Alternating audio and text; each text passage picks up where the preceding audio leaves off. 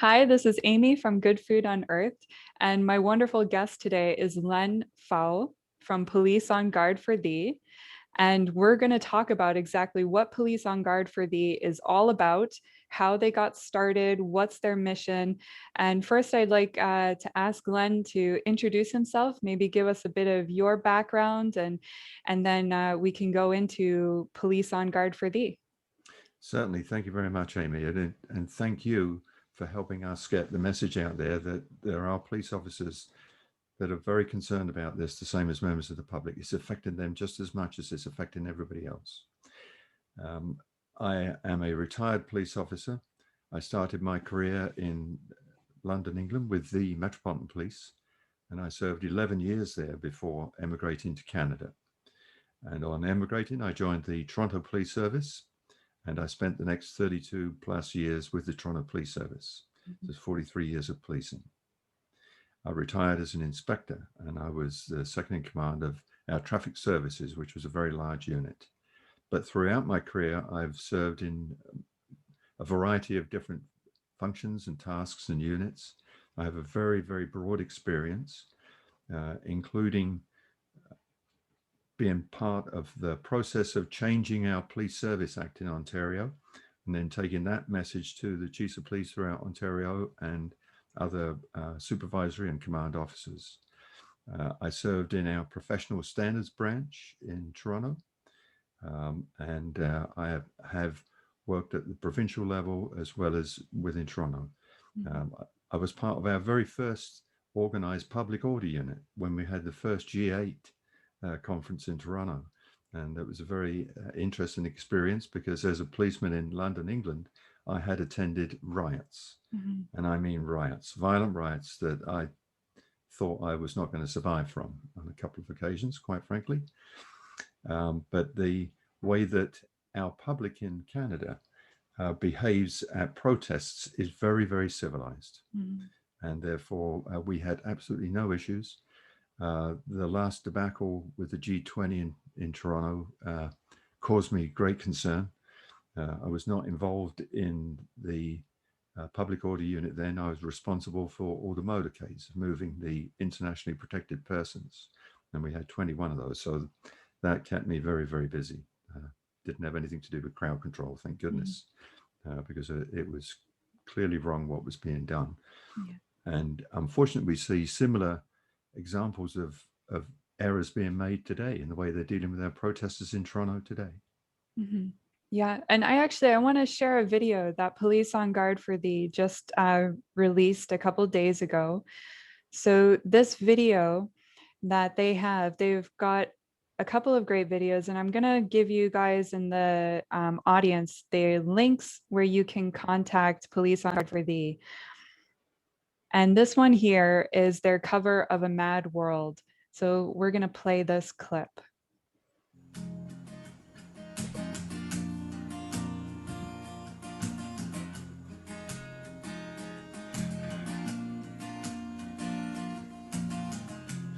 All around me are familiar faces, worn out places, worn out faces, bright and early for daily races, going nowhere, going nowhere. Then their tears are filling up their glasses, no expressions, no expressions. At my head I wanna drown my sorrow. No tomorrow, no tomorrow. And I find it kinda funny, I find it kinda sad. The dreams in which I'm dying are the best I've ever had. Find it hard to tell you, I find it hard to take. People run in circles, it's a very, very mad world.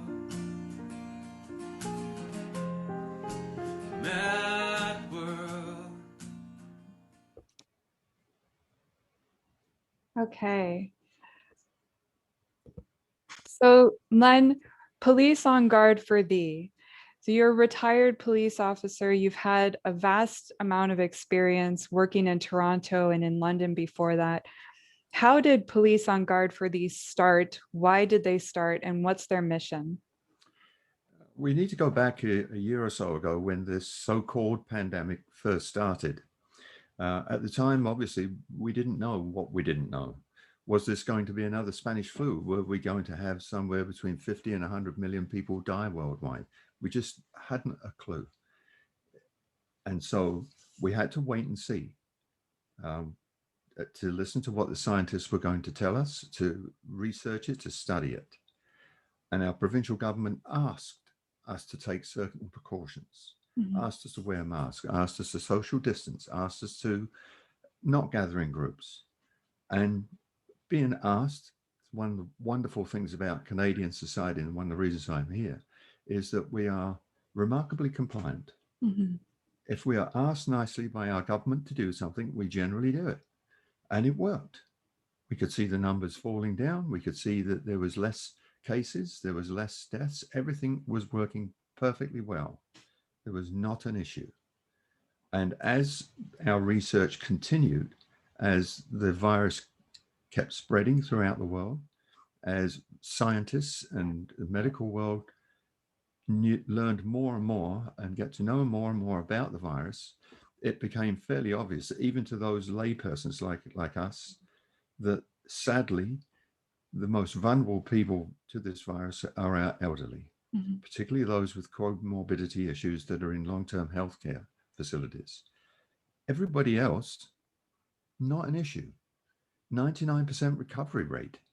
The vast majority of people that actually get it don't even have symptoms. It's ridiculous to suggest that there's going to be thousands of deaths and our hospitals are going to be overwhelmed and the health system will crash. That's not happened. It has not happened. We now have more than enough evidence, more than enough data to know exactly what's going on, to say to our public, these are the things that please we ask you to do. But no, for whatever reason, our federal government, our provincial governments decided they would introduce emergency measures.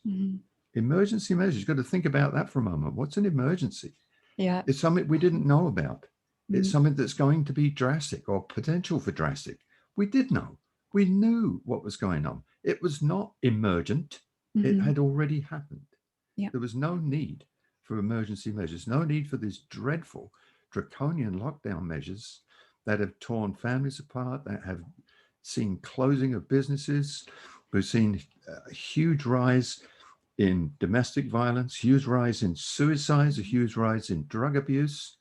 Right here in Ottawa, our CHIO, Children's Hospital for Sick Children of Eastern Ontario, are telling us they're seeing more babies with head injuries than they've ever seen. It just breaks my heart when I hear these things. And it's all avoidable, absolutely avoidable.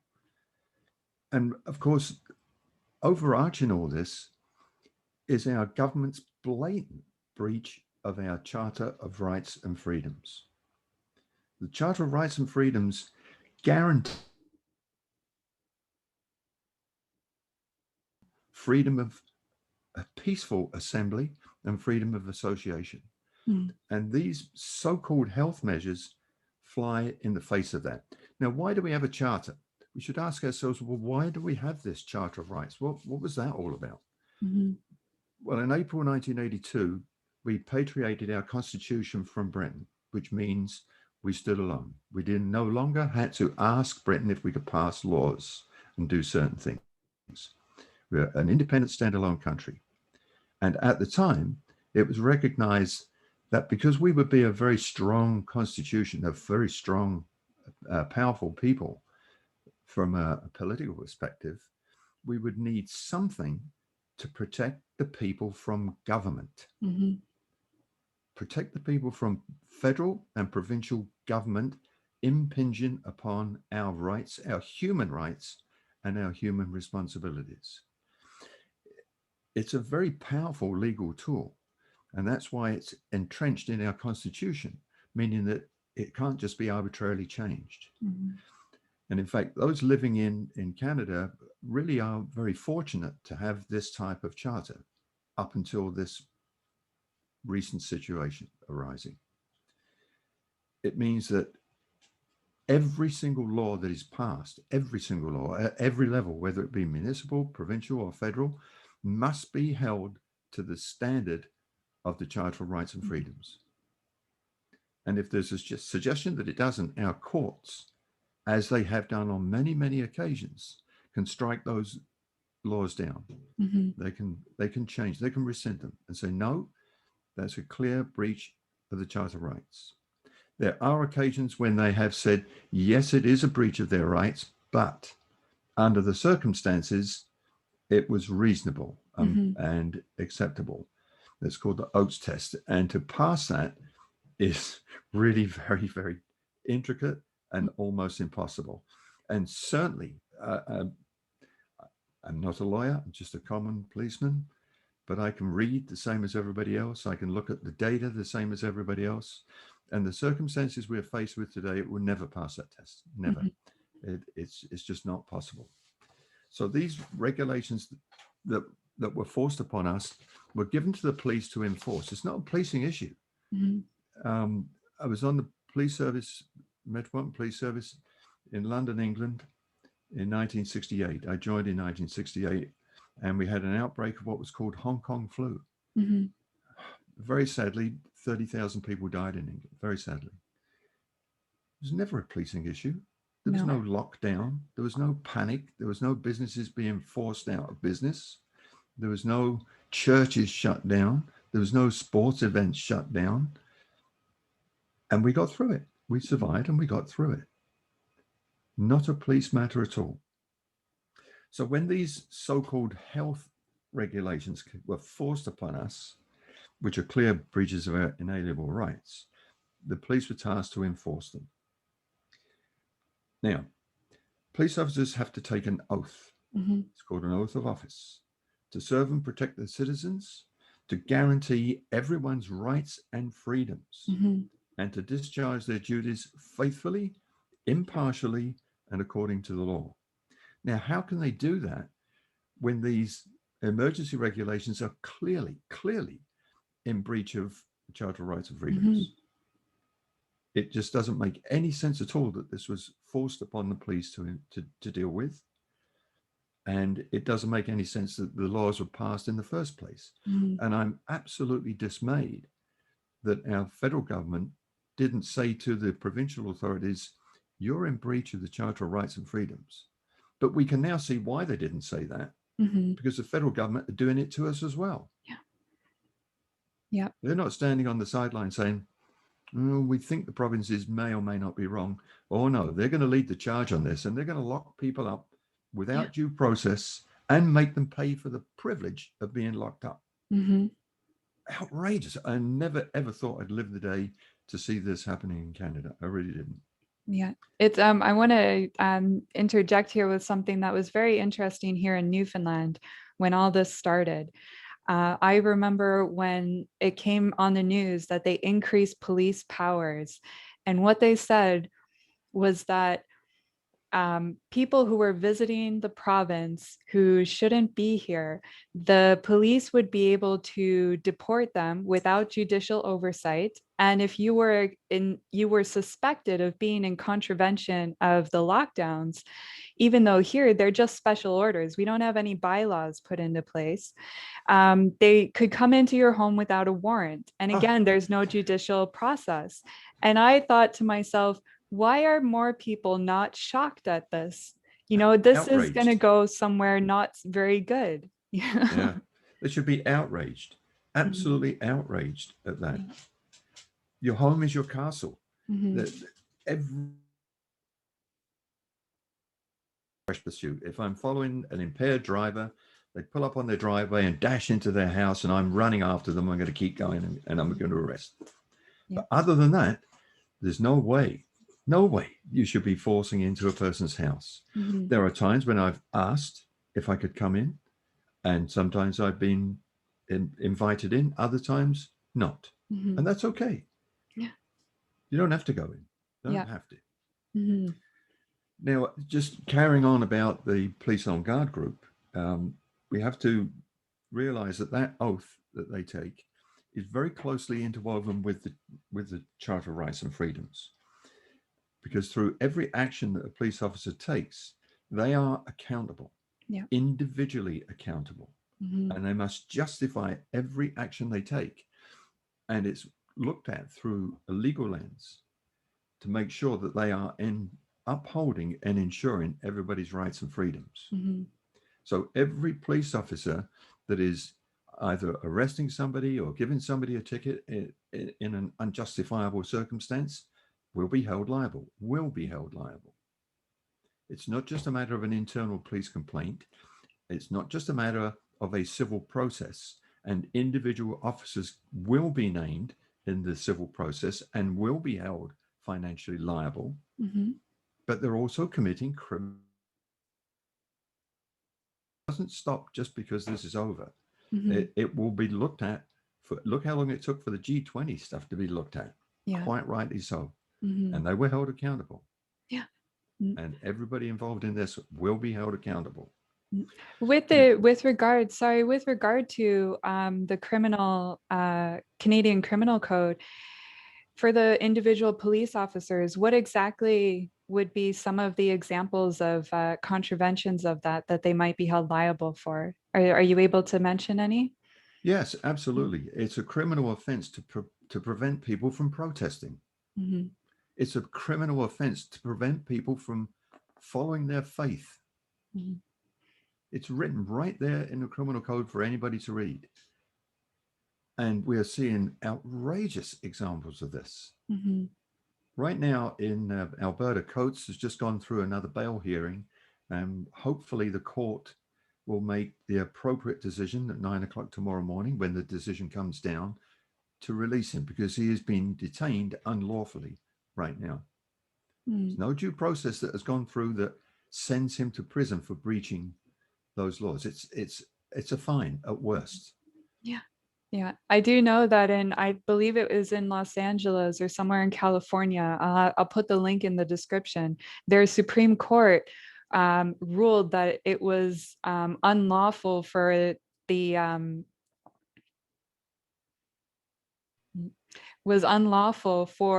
government to deny the churches to hold indoor services. And I believe it might have been for 5 different churches. So hopefully that can go towards Pastor Coates's benefit as well. Absolutely. The problem with our lower laws and lower courts, and I call that, and I don't mean that in a detrimental sense, this is not the Supreme Court of Canada, this is just provincial courts, is that they're only hearing one side of the narrative. They're just hearing from the health authorities, and the health authorities are not providing the courts with the true data. They're not providing them with the truth. And that really, really gives me cause for concern. So we now have some interesting scientists, some experts that are going to be prepared to go to court and say, this is the truth. This is what we've established. This is what we've found. This has been shared with the CDC, and they're in agreement with this. We've been sharing this with the World Health Organization, and they agree with this. So what are you doing? Why are they sort of, it's beyond me.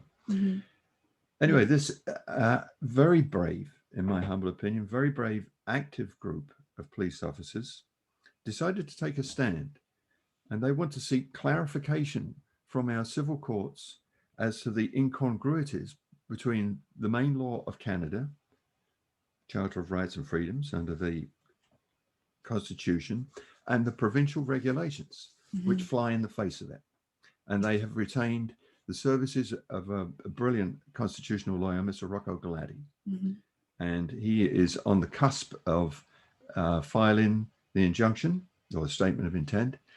And once that happens, then along with other really high-level civil injunctions, the process will begin to rectify this situation.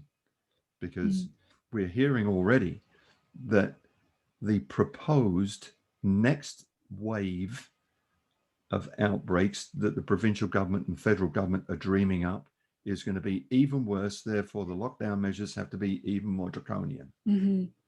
Yeah, yeah. Well, I want to pose a question to you because I've been thinking about, if we could encourage people to think, what would you do if you're in a society that maintains the foundations of, freedom, justice, and peace?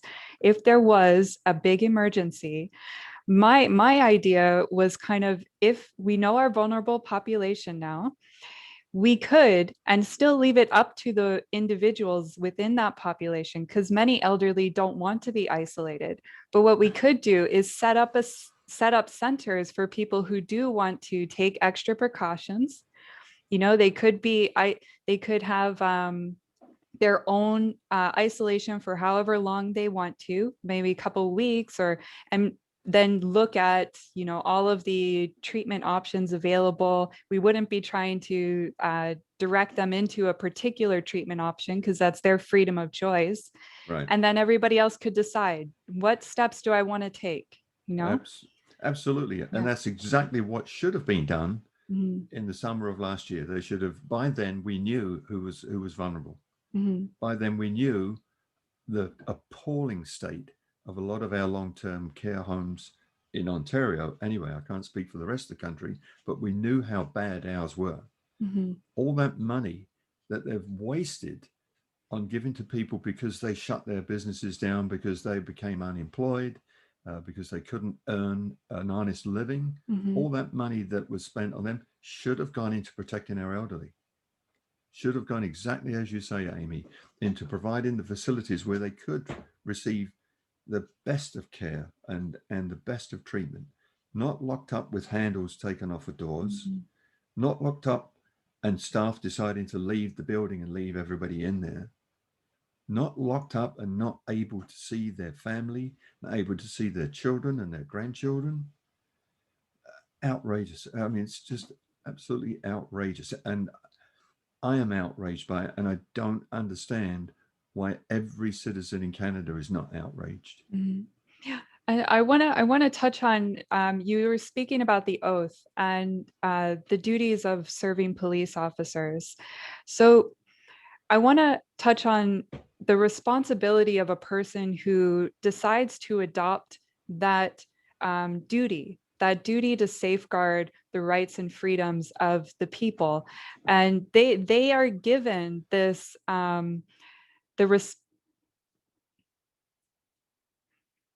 they are granted this ability to employ force in a way to protect, right? Yes. So that differs then from a civilian. So what kind of responsibilities and duties come with that?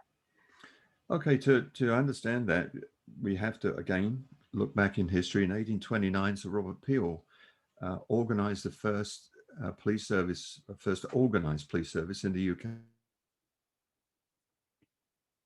Lived throughout policing in Western society ever since then is the police are the public and the public are the police. We're all members of the public, but police are asked by the public, by the communities, to act on their behalf, to look after situations that need looking after, but that the public doesn't really want to do themselves. Mm-hmm. But it still must be done with the consent of the public. One of the most important things drummed into me when I went through my training and my police career in England, when I went through the Ontario Police College, reinforced during my training in Toronto and throughout my service, was the need for the public and the police to work in harmony. Mm-hmm. Police officers is to uphold the laws of the land, all of them, in order of importance, in an impartial and fair manner, as our oath demands, which we've talked about already. And police officers take that oath to guarantee everybody's rights and freedoms and to discharge their duties in a fair and impartial manner. Mm-hmm. Now, through a legislative process, police are given powers that sometimes takes drastic measures. And that's what the public don't want to have. To deprive anyone of their liberty, for example, is a very drastic measure, mm-hmm. and should never, ever be taken lightly. And to ensure that individuals' rights and freedoms are upheld requires, firstly, the selection of the right person. To do the job of a police officer is not easy. So therefore, we need to know everything about that individual that wants to be a policeman. In fact, I spent a period of time in our employment unit, and I was responsible for hiring of uniform officers. So I have a very good understanding of the process. A very extensive and, quite frankly, quite intrusive background interview, a background investigation is conducted. We want to know everything about that character's background and their behavior. Then if they get through all of that process, there's the medical and physical side of it, obviously, and then they have to go through training. And during the course of their training, it's not just their learning that is judged, it's their behavior. We want to see how they behave in certain circumstances. How do they fit in with the team? How do they act as individuals? We want to see all of that. And then once that's done, they're sworn in as a police officer, and they have to go through what's called a period of probation. And that varies across the country, anywhere from 1 to 2 years. It's a very long, painstaking process. And during the course of that probationary process, they're put into the communities to work. They work with a coach officer initially until that coach officer feels they're sufficiently comfortable to stand on their own 2 feet. But everything they do is put under a microscope. It really is, again, quite extensive and quite intensive for those individuals. They go through all of that training. And what we want them to do, of course, is to follow their oath and work diligently with their public to serve and protect them. That's what they're there for. That's what they've been employed to do. So therefore, that's what we're watching that they do. Now, from the public's perspective, it's not unreasonable that good citizens do not want to deal with confrontation, particularly if it's violent. They do not want to deal with hardened criminals. They do not want to deal with the sordid side of life. And they certainly really don't want to deal with the death and destruction that we have to deal with. Yeah. It is very stressful and causes anxiety. And through careful selection, extensive training, close monitoring, and having really good support services within the police departments, officers can learn coping mechanisms to deal with that high level of stress and that anxiety. And they know that if they need help, they can reach out and that help is for them instantly without question. And all of our police services now are providing those types of services for their members. But again, they're still human. They're still living in their communities. They've got family, they've got friends, they've got associates that are not involved in policing. They're involved in all other sorts of careers and occupations. They have kids at school.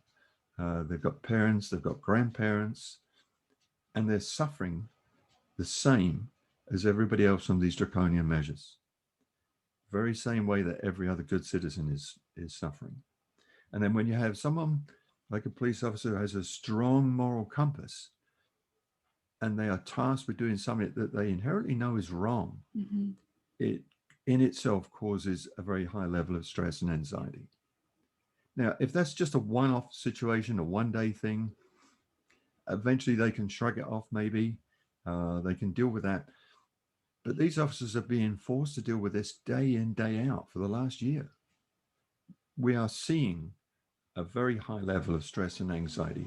A lot of officers are having to go and seek medical help because of this. It's not, we're being forced into a position to do things that we were never asked to do initially, not trained to do, not wanted to be done within our communities, and it's wrong. Yeah. And it is causing an incredible friction between very good policing services and good policing opportunities and the wonderful public they're supposed to serve. It's just no good.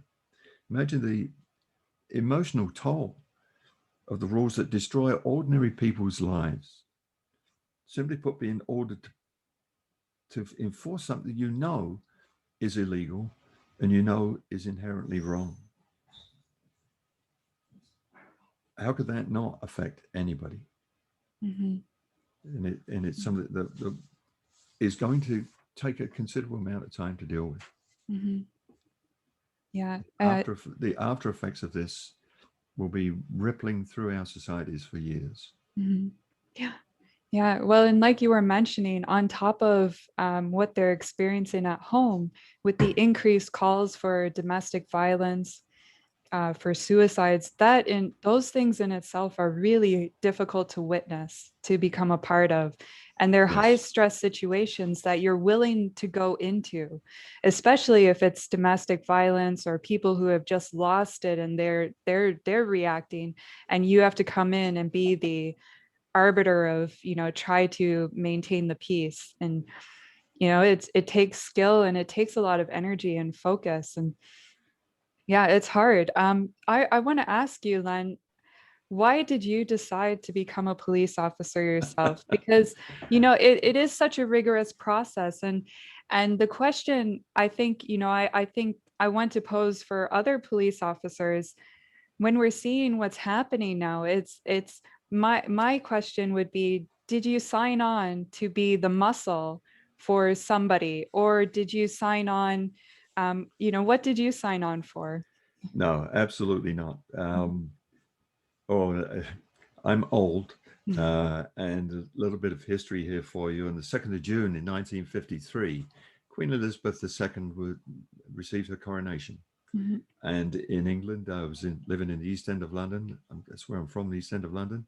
And we had huge street parties. Mhm. I was almost 5. I was just a little tot. And my mum dressed me up as a policeman, and I sang, "If you want to know the time, ask a policeman." Yeah. And I, as a prize, I was given a silver threepenny piece. Mhm. It's a coin that's been out of use for many, many years. I still have that coin. Now, my granddad, who fought in the trenches in World War One, he was too old to fight in World War Two, so he became a policeman because most of the young police officers went off to fight. I'm from a large family. I've got 5 brothers. My eldest brother was in the Royal Air Force, and he was a military policeman. The next eldest brother from me, like me, was in the Metropolitan Police. Mhm. So, like you, Aimee, it's in the blood. Yeah. My mum taught me that if there's a problem out there on the street, there's a problem anywhere, the person you have to turn to is a policeman. Mhm. They're going to look after you. Yeah. They're going to be there for you, to help you and protect you. And that's all I wanted to do, was pay that back, as it were. Mhm. Follow my granddad's footsteps, follow my older brother's footsteps. And I'm glad I did. As I said, I enjoyed more than 43 years of policing, and loved every minute of it. Mhm. And it's sad to see what is being done, particularly to my police service in Toronto. It's sad to see what's being done, and sad to see what's being done to the communities I lived in and worked in there in Toronto. Mhm. I was 19 years old when I started in my police career, and I grew up in the first several years of my policing career to become what I hoped I always was and always wanted to be, was a good member of the community, doing things for my community that my community didn't want to do themselves. Mhm. So it's been a great career. I met a lot of wonderful people, seen a lot of terrible things, Mhm. but all in all, had a great time. And again, as I mentioned earlier, one of the amazing things throughout my career here in Canada was, if I've asked somebody politely to do something, 999 times out of 1,000, they've complied Mhm. because I asked nicely. I've Yeah. rarely had to use force, generally in self-defense. Mhm. As you know, we all carry firearms. I never had to draw mine, thank God, and I never had to use it, thank God. Yeah. The Royal Newfoundland Constabulary, where you live, wasn't armed when I first came to Yeah. Canada. Mhm. I don't know how long ago it was now, probably only 10 or 12 years ago, that they started to carry firearms. The RCMP were there if they needed help, but we didn't have guns in England. They still don't. Didn't need them. But it's a challenging career. It's not for everybody. Not everybody sees the distance, and it can be quite overwhelming at times. It can be quite stressful. And the situation that these frontline officers are being put in now is causing untold, unwarranted stress. It's causing that rift between them and their public who they serve. And we've seen, we've heard, we read about instances of members of the public that love the police, that now don't trust them, that are now frightened of them. Imagine that. It's just to me, it's mind-boggling. It really is, that our governments would do this to us. It's outrageous. They must be held accountable. They've got to be held accountable for what they've done. And we've got to stop what they want to do in the future. We've got to stop it. Yeah. And, with that erosion kind of the relationship between the people and the police, it does seem to be everywhere. And I know it's very difficult. And I want to ask, what are some remedies for the police who are there now, who are being challenged to, they show up for work and they're told they have to enforce this, and then they know it's against the charter, but they're told it's an emergency, and they, it goes with that, I want to protect the people. And maybe they themselves have not had the time to look at the research. Is there any move to educate the police officers and let them know, ease their fear and say, hey, I know you feel conflicted.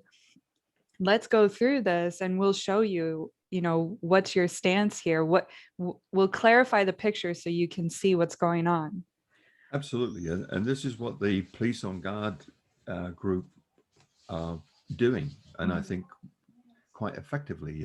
We're not quite at tipping point yet, but I feel we're getting there. Aside from launching a civil suit in order to force the issue and seek some clarification, they are also providing information and help for frontline officers to remind them about the Charter of Rights and Freedoms, to remind them about their oath, to remind them that they are individually responsible and liable for everything they do, and to think about what you're doing. Think about what you're doing to ordinary, good, everyday people. Our governments have criminalized people because of a non-issue where it's not affecting 90% of the public. It's not. And they've made ordinary, everyday people who just want to work hard. They just want to go home. They want to socialize. They want to have fun. They want to go to church. They want to go see their sports team play. And they're being turned into criminals. And we are getting the message to those active officers: you cannot treat these people like that. You must not treat these people like that. You have an oath that you must follow. You have a duty. At the same time, the Police on Guard for Thee are doing their utmost to educate the public. Again, it's to my knowledge, it's never happened before in Canada, where the public don't feel that they can go to the police and ask them what they can do and what they can't do, because they're being treated so appallingly when they're in these situations. So Police on Guard for Thee are doing their utmost to educate members of the public as to what their rights are and their responsibilities, as to what the police can do and cannot do, and how to remedy the situation. What can they do if they are treated badly? What can they do if they see something that they know is wrong, that they know what the police are doing is wrong? What can they do about it? But we're doing our utmost to answer all those questions. But strictly from our experience and from what we know of the law, we're not lawyers, but we do know what is right. We do know how to do our job. And we can help the public understand that. and we have all sorts of information available on the Facebook page for Police on Guard for Thee. And as I mentioned, we will have a website up and running fairly soon, any day now, I hope. And there will be all this information available to the public. Also, we have really interesting development over the last couple of weeks where we've now referred to it as Question Tuesday. Okay. Where people ask a question on the Tuesday, and we have a team within our administrative group that are right there waiting for the questions and will immediately answer them. Other than that, sometimes it takes a bit of time to get back because we are really unbelievably busy with people acknowledging what we're doing and supporting us. But that Question Tuesday is working really, really well. But anybody can fire off a question to us through Facebook and we will get back to them and we will respond to them. And the overwhelming response is, well, we didn't know that. We didn't know we could do that. We didn't know we could ask why. We didn't know we could say no. If I'm walking down the street and the policeman approaches me and says, where are you going? What you're doing? I don't have to talk to him. I don't have to answer him. If he says, what's your name? I don't have to tell him. I don't have to carry ID in Canada. I don't have to produce it. If you're driving a car on a public highway and the police officer stops you because he's got reasonable grounds that you've done something wrong, then you must produce your license, ownership, and insurance. But only the driver. I wanted to ask you about that reasonable grounds, because that was something, when people have been ticketed for protesting and you look up in the Canadian Criminal Code, unlawful assembly, there's a definition there and it's not with the protesting, but if that's being used, they say reasonable grounds. So what does reasonable grounds mean? It means that the officer must have some evidence that an offence is being committed. He must be able to support that evidence through what he's seen himself or information that he can gather from a statement from somebody, from forensic evidence, from video, and so on. But he must have some evidence that supports that reasonable ground. If you see a large group of people and they're all carrying pickaxe handles and house bricks and they're running towards another group of people, there's likely to be a confrontation. I think you've got reasonable grounds to intercede there. Everyday people with the kids, with their grandparents, kids in pushchairs, kids in prams, and they're carrying placards that says, what the government is doing to me, I object to. That's called a peaceful protest. Peaceful protests. They're allowed to do that. And the responsibility of the police is to protect those people. Protect them from perhaps other groups that have other views and want to attack them. But not be stormtroopers for a government that does not want to hear dissension. And that's what's happening. I'll give you a very good example. In Toronto, a couple of weekends ago, there was a anti-lockdown march. They kept moving. They kept their distance. They said, we are exercising two things. We're exercising our bodies, which the lockdown regulations permit, and we're also exercising our rights. And to give somebody a ticket under those circumstances is blatantly wrong, because you've got no reasonable grounds that they are breaching any of those regulations. They're not. And the police were en masse harassing everybody. Sometimes it was violent arrests. Now, whilst this was happening, while that protest was happening, there was another protest. Friends of the Foundry were protesting to prevent the demolition of what they felt should have been declared a heritage building in Toronto. At that protest, there was a city councillor, there were two MPPs, there was the leader of the Green Party, and there were lots of people there protesting, exercising their civil right to do so. Not one policeman in sight. Nobody harassing them, nobody giving them tickets, nobody arrested. Mhm. And to me, it's as plain as the nose on your face that those police are being used by the government in order to try and stop them from dissenting what they are demanding that we do, and it's wrong. Mhm. Yeah. We had a protest in Ottawa on Parliament Hill. It's not unusual. In order to hold a protest there, or to hold anything there, hold a meeting of any sorts up there, you have to have a permit. Yeah. So they got a permit. Yeah. The protesters got a permit. They set up there. They had a stage. They had loudspeakers. The responsibility for policing, and I use that word in a broad context, anything that happens on Parliament Hill is the responsibility of the Parliamentary Protective Services. Mm. And that's a federal law that gives them the authority to do that. So for all intents and purposes, they're policemen. Mm-hmm. They were there. They were at the gate letting people in.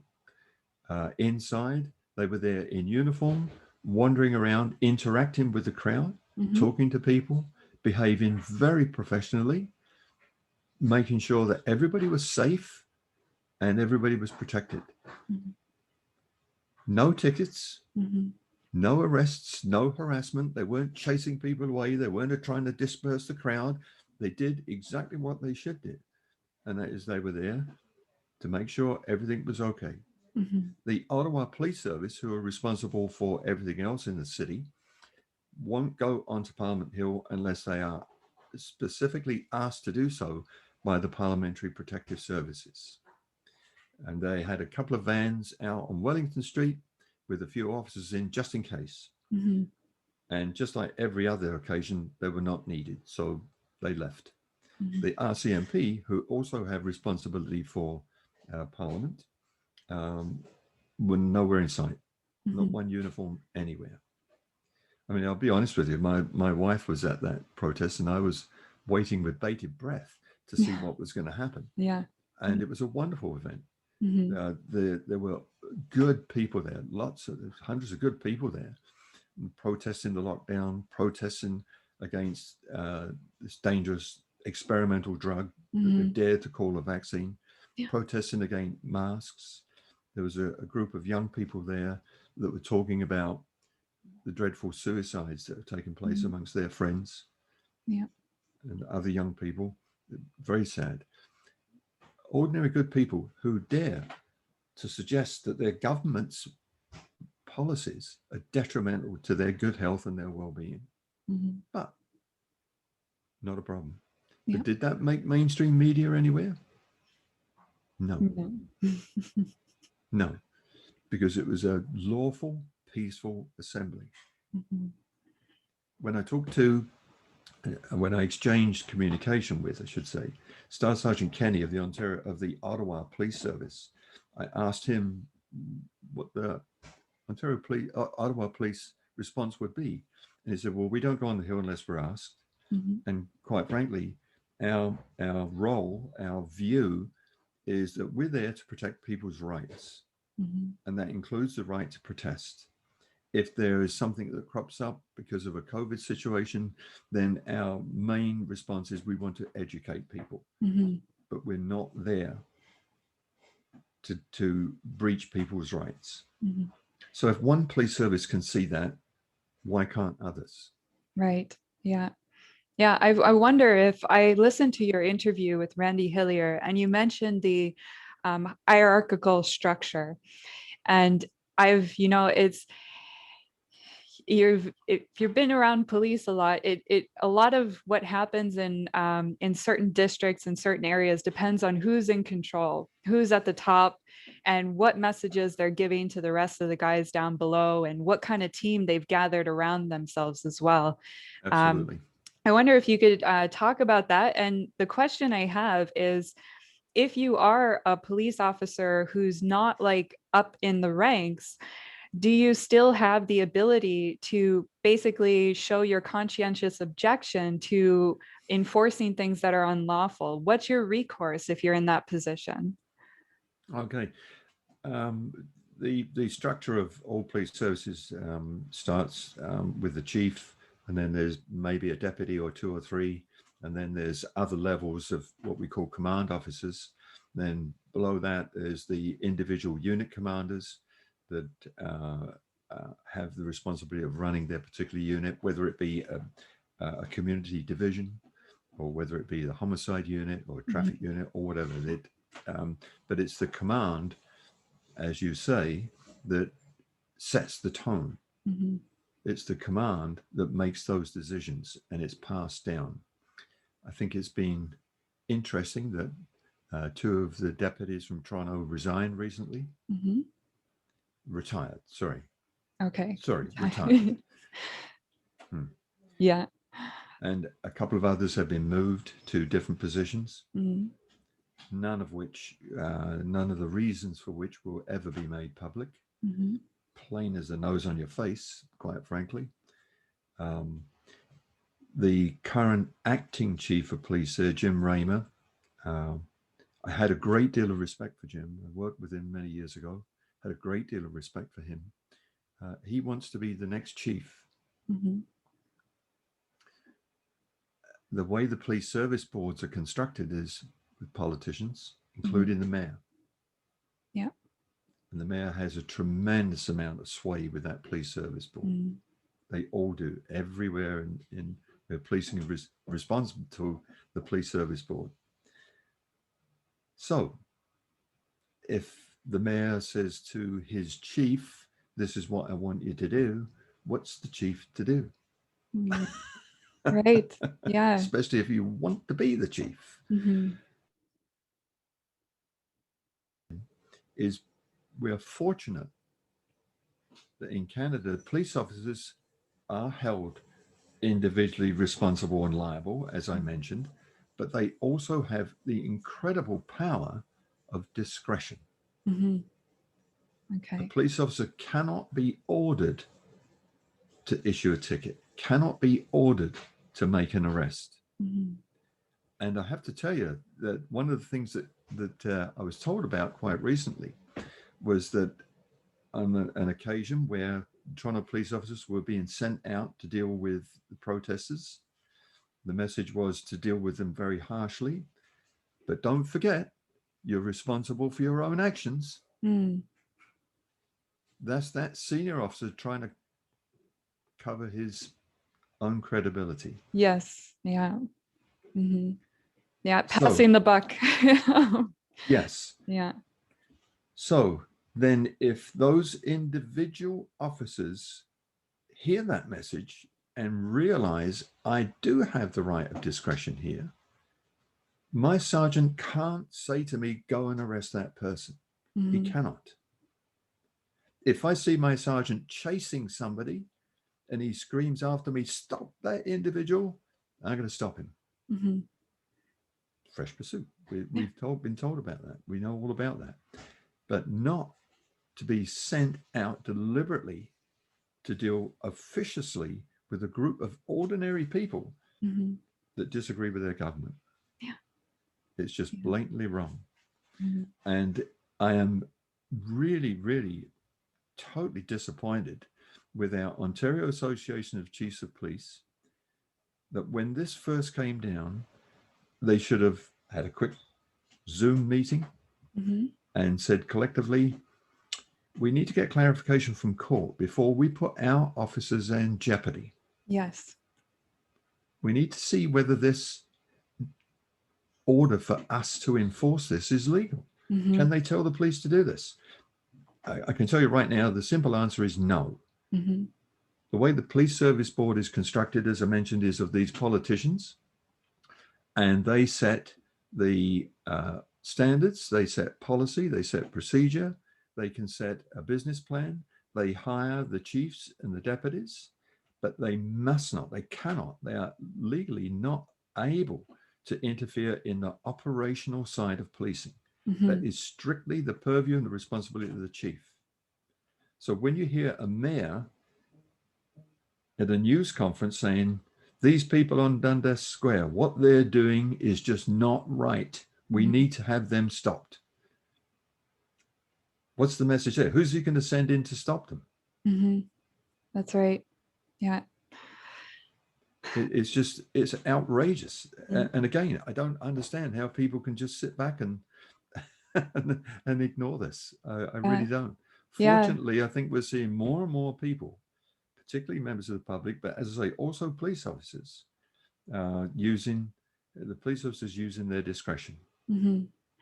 Now, I want to ask you, for the members of the public, if they want to get in touch with their local police officers or their people on the police services board, could you give them some advice about what could be an effective way? Say maybe they want to tell them about your organization, or give them some education as well to let them know, hey guys, we can help provide that clarification for you. What's something that the public can do? The public can certainly attend every police service board meeting. Mm-hmm. They're all public events. Right now they're being held virtually, so that's not a bad thing, because now you can have thousands of people watching what's going on, hundreds of thousands of people watching what's going on, instead of just the 30, 40 people that can fit into a small room. There generally are small rooms. Members of the public can ask to be heard. They can make a deputation. They can ask questions. Perfectly entitled to do that. Although what I've seen happening with the way it's being done virtually is the question is asked and then click, that person's gone and the question's never answered. Wow. Yeah. So it's not quite the same as face to face. But no, they're perfectly entitled to do that. The public can stop a police officer and say, what do you think about all this? What do you think your job is in relation to this? What do you think about how do you feel about doing this? You can engage police officers in conversation exactly the same as police can talk to anybody. You don't have to answer them, but they can talk to you. But they can do that. See two officers sitting in cars side by side, they're having a cup of coffee. Wander up and ask them, how do you feel about it? Yeah. Have you heard of this group, Police on Guard for Thee? Have you reached out to them to seek for some support for what you truly believe, for what you truly know is the right thing to do? They can do that. Yeah. We certainly, just like other organizations, would encourage letter writing. You can certainly write to the chief. It's not so easy to write to every individual officer and ask them what they think. But if the chief gets a couple of thousand letters on his desk and everybody's saying, we don't like what you're doing to us, then they've got to take that into consideration. And again, the email is good. Nothing wrong with email, but you can delete 1,000 emails with one click of the button. But when you've got 1,000 pieces of paper on somebody's desk, it makes quite the visual aspect to it. It really brings it home. Yeah. Similarly, we would encourage writing to your city councillor, your mayor, your MPP, your MP, the Prime Minister, and flood them with letters, because letters tend to get much more bang for their buck than emails. And again, I have no issue with emails, none at all, but they're too easily dismissed. Whereas letters have to be opened, they have to be read, and somebody has to then make a decision about them. Yeah. Yeah. No, that's great. Great advice for people. There's one thing I want to leave off on, and I've been doing the research into human rights, and when I looked at the preamble of the UN's Declaration on Human Rights, they talk about the duty of the member states, and I would, use this for what you've been saying with the police, that they have, they're there to provide recourse for the people for violations. They're there to protect, to safeguard, like the police on guard for thee. You're on guard for our freedoms to exist. And what happens if we don't have that recourse? I think this is where people are feeling frustrated, where they've gone to police services boards, they've sent in emails, they've sent in letters, they've gone to city council meetings, and it seems like everywhere they're just getting shut down. They feel like they don't have any recourse. It is an uphill battle. There's no issue there. Talking with Rocco Galati a long time ago, he foretold that the only place we're going to get this resolved is in the Supreme Court of Canada. Mm. And it will end up there one of these days. There's no doubt in my mind whatsoever. And there's no doubt in anybody's mind what the Supreme Court will say. Mm-hmm. The Supreme Court either support the Constitution or they don't. Yeah. That's what it's going to come down to. And we are seeing where in Ontario, our provincial government wants to introduce legislation that will restrict the opportunity to sue the government civilly. Mm-hmm. Why do you think they're doing that? Why now? Mm-hmm. Because they know darn well they're going to lose, and they're going to lose big time. Yeah. We've got to go through the process of the provincial courts first. And then depending on what decisions they make, depending on whether they deal with it or not, it has the potential to end up for the Supreme Court of Canada. Mm-hmm. We are seeing other countries where there have been civil decisions made. You talked about California. Lockdowns, and the civil court basically said you can't curfew, because of the curfew. So you can't impose a curfew. And it takes months to get before the court. Yes. Months. Mm-hmm. So the government said, okay. So they immediately introduced a new bill and introduced new curfew laws, which will end up before the courts and which will get thrown out again. Mm-hmm. Meantime, everybody is subjected to these curfews. Yeah. A better decision, which I thought was absolutely amazing, in Weimar in Germany, where the whole emergency measures, all of the emergency measures, the court there said these are against basic human rights. Mm-hmm. You cannot do this. People have to make their own decisions. They have to be allowed to make their own decisions. Mm-hmm. You cannot do this, and therefore they are all unlawful. Mm-hmm. Yes. Amazing decision, quite amazing. Yeah. And we're going to see more of that. No doubt in my mind whatsoever. We're going to see more and more of that. Mm-hmm. We already saw in Alberta the cafeteria, what was the name of it? The Whispering. I'm not sure. I can't recall. Oh, it's on the tip of my tongue. I've forgotten it. I apologize. But it was a cafeteria that decided to open, contrary to the lockdown rules. Yeah. And like Pastor Coates, the owner of the place was harassed. He was constantly being given tickets. He stayed open.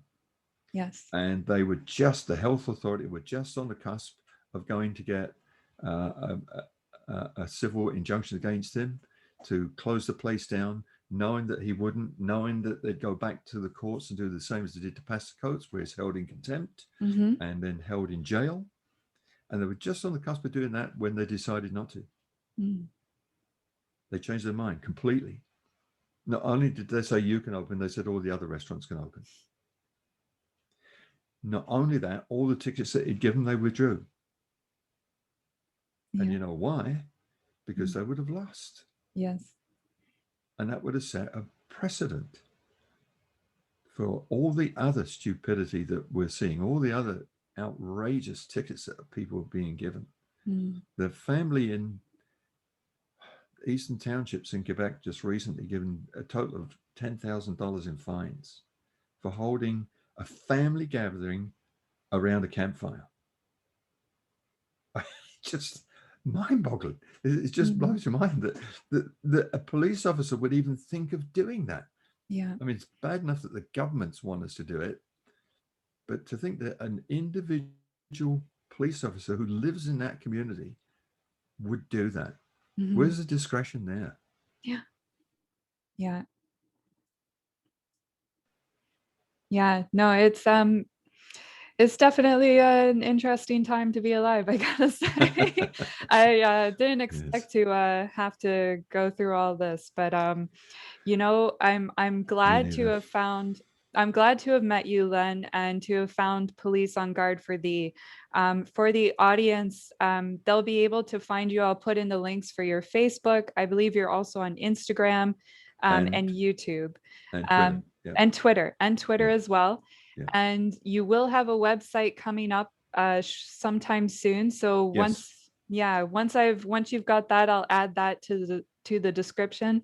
Excellent. And I want to end with this video that was released a couple days ago on your YouTube channel as a final message for people. And if you do know any serving police officers or retired, please encourage them to look into Police on Guard for Thee and contact them and see what they can do to help, because we are the community. You know, we make or break what happens here. It's all down to us. Yeah. Yes, we have to stand up. Mhm. We have to stand up for our rights, and we have. Sorry, Len, I cut out there for a couple minutes. You said we have to stand up. So go ahead. Yes. And yeah. Yeah, we have to stand up. Mhm. We have to stand up and be counted. We've got to stand up for our rights. Mhm. Because if we don't stand up now, our rights will be taken from us. Mhm. They will be slowly eroded. We're already seeing that, where they're pushing and pushing and pushing to take our rights away from us, and they're getting away with it. Mhm. And it's really sad. It's again, it's only affecting the elderly and the vulnerable. Mhm. And these are people that put their lives on the line in order to enshrine these rights for our public to enjoy today. Yeah. We must not lose those rights. We must not let this continue. We must not let it happen again. Mhm. Thank you. Yeah. Thank you, Len. Let me share this video and encourage everybody to also take a look at these and share them with your friends and family.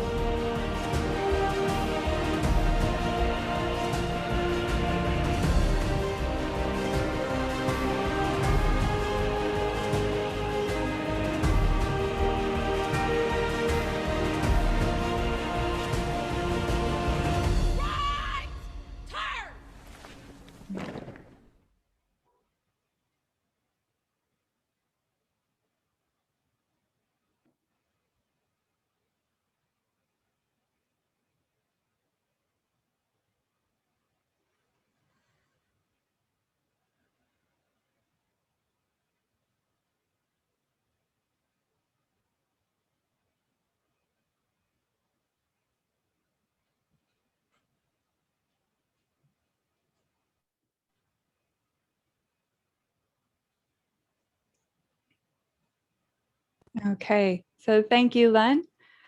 And thank you, Aimee. Thank you so much for your help and your support. It's important to get this message to as many police officers as we can, and to all of our public, in order to know that they're not on their own. We are trying diligently to get this message out there, and we are there to support them in any way we can. Thank you. Thank you.